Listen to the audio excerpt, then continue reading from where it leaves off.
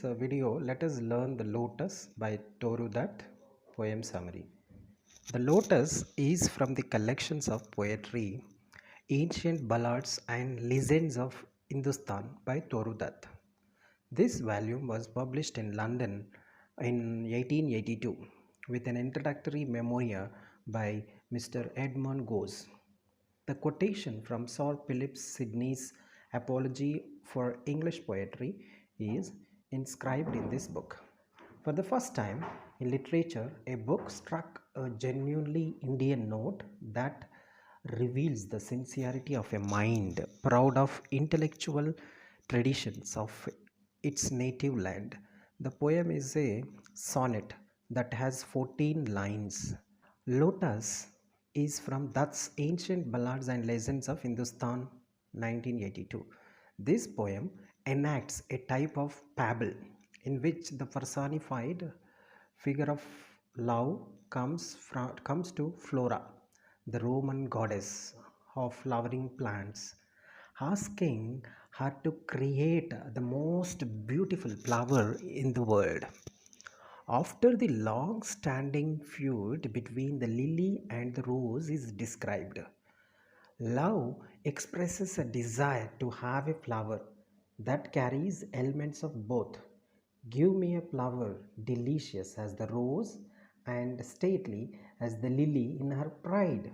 When asked what color the flower should be, love first says rose red, then qualifies this by saying no, lily white, or both provide. The poem ends with Flora giving love the lotus, a flower that has both elements of the lily's beauty and the rose's beauty.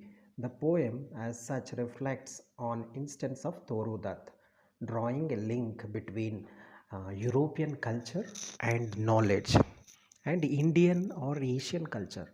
In the terms of form, the lotus is patriarchal sonnet. It has 14 lines in length. It also enclosed rhyming in the octave, the first 8 lines of the poem, and the overall rhyme scheme is A B B A A B B A C D C D and D C. The octave develops the black story of love approaching Flora, and it also gives us the black story of the conflict between the rose and the lily. The rose, red in color and actually native to Asia, is being used here as a symbol of ideals of Asian beauty, while the lily, white in color and present in much European imagery, such as coats of arms, is used as a symbol of Europe and the West in general. The poem is thus not just a fantastical and whimsical dialogue between mythic figures, but also a serious contest regarding its nature of beauty.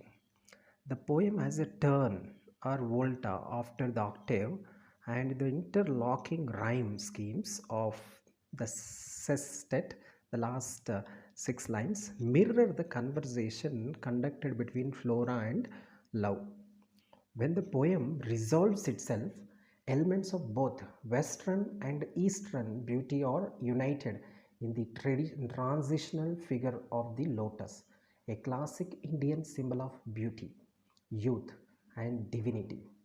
While superficially providing a pithy and entertaining explanation for the creation of the lotus flower, the lotus also provides deeper interpretative meaning insofar as it discusses the ideals of beauty in different parts of the world.